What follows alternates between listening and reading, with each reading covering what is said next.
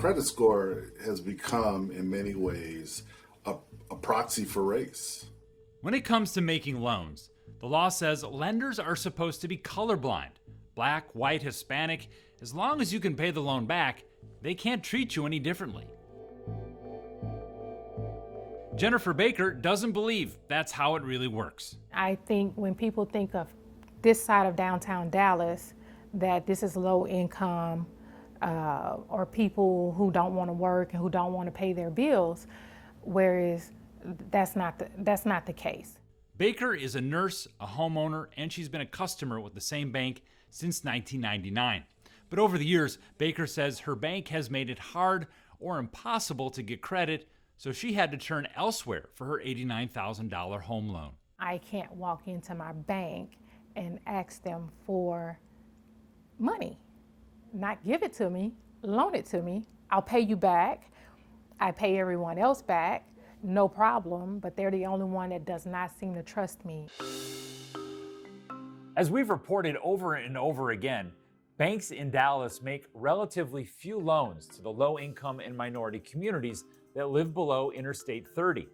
Some people are telling me that's just good business. Why should banks be required to loan money to people that cannot pay them back? They only lend to people who qualify. Banks will loan to green Martians if likely to be paid back. But the reality is, this is about more than just business. It's also about race. We've been crunching the numbers, and we have found that Blacks and Hispanics are denied loans at much higher rates than whites, even when they have a similar ability to repay. To analyze denial rates in mortgage lending from banks and mortgage companies, we collaborated with the nonprofit Reinvestment Fund, which focuses on advancing economic justice. And we started by looking at denial rates for all applicants in Dallas in 2019 and 2020.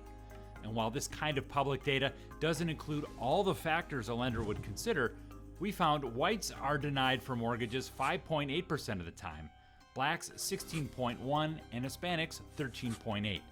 That means in Dallas, if you're black, it's 3 times more likely you're going to get denied for a loan.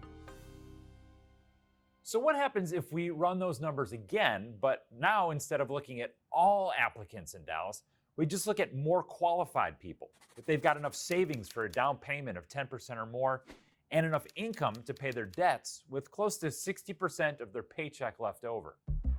Well, of these more qualified applicants, we found whites are denied 4.3% of the time, blacks 12.1%, and Hispanics 5.8%.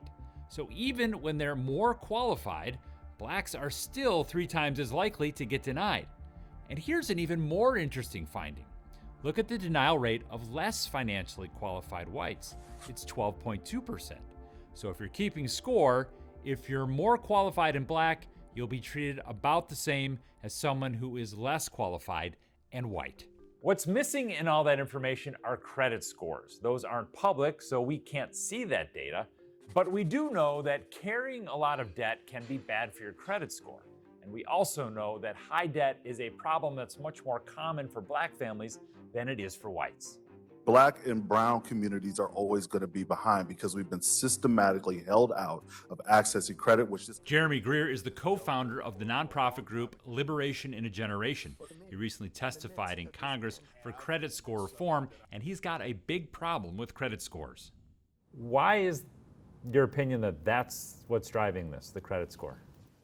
Well, credit scores are inherently biased. What research shows with black households is that the higher your income, the more debt you have. And what's a real driver of that debt for like middle income black people is student loan debt. So there are things that stack against black or brown communities that make the system in which they use to determine the credit score inherently biased against black and brown people. The Urban Institute analyzed federal data and found 1/3 of blacks don't have a credit score, also known as a FICO score, because of a lack of credit history. Another third has a credit score that's poor to fair, 14% have a score that's fair to good, and only 20% have a score that's good or better, compared to 50% of whites. In Dallas, that looks like FICO scores in white neighborhoods that are, on average, 156 points higher than in black ones. The FICO score is not the only predictor of default risk. And yet, the FICO score historically has been used in making those decisions. Ben Struby opened a small mortgage business after quitting his job at a big bank. He was disillusioned about the emphasis on catering to people with healthy credit scores and overlooking borrowers with lower credit scores who might still qualify for a loan but were less profitable and more time-consuming. Bigger banks are cherry picking high net worth clients. You know, the big bank offers wealth management services. They offer CD accounts, checking savings. They want you for the life of your loan. And so if you've got a 620 FICO score, do you have money to invest with them? Probably not. What do the banks have to say? Well, the trade group, the American Bankers Association, points out it has successfully lobbied for ways to lower barriers to minority homeownership, like the removal of strict caps on how much income an applicant uses to pay off debt. It also supports reforming how credit scores are calculated. Right now, for example, rent, utility, and mobile phone information are only on your credit report if you miss a payment. But these are major expenses, and Greer says families should also be getting credit when they make on-time payments. It's an idea that's getting some traction in the mortgage industry, but still has a long way to go. Homeowners are consistently getting their on-time payments reported to credit bureaus, while renters, who are disproportionately low income, do not. Our money spends the same. Back to Jennifer Baker, who has an excellent credit score and is currently working on her master's degree.